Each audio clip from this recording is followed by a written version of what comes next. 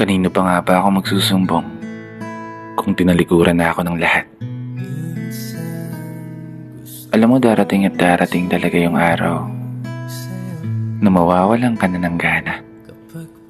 Yung pakiramdam na tila ba pagod na pagod ka kahit pa kakagising mo lang ng umaga. Tinatamad bumangon sa kama at punasan ng mga marka ng mga natuyong luha sa mata. Kasi ang hirap pag dumating ka sa punto na kailangan mo na lang sarilihin ng mga problema sa halip na ikwento o ibahagi sa iba. Harapin yung mga hamon, yung mga pagsubok ng nag-iisa.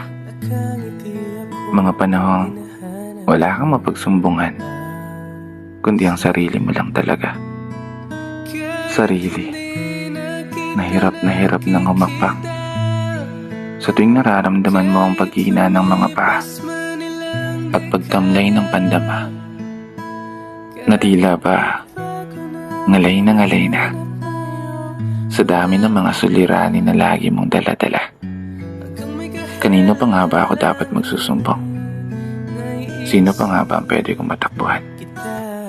Kung sanay na rin naman akong sagipin ng sarili sa kawalan, na sa bandang uli wala akong ibang aasahan kundi ang sarili ko lang.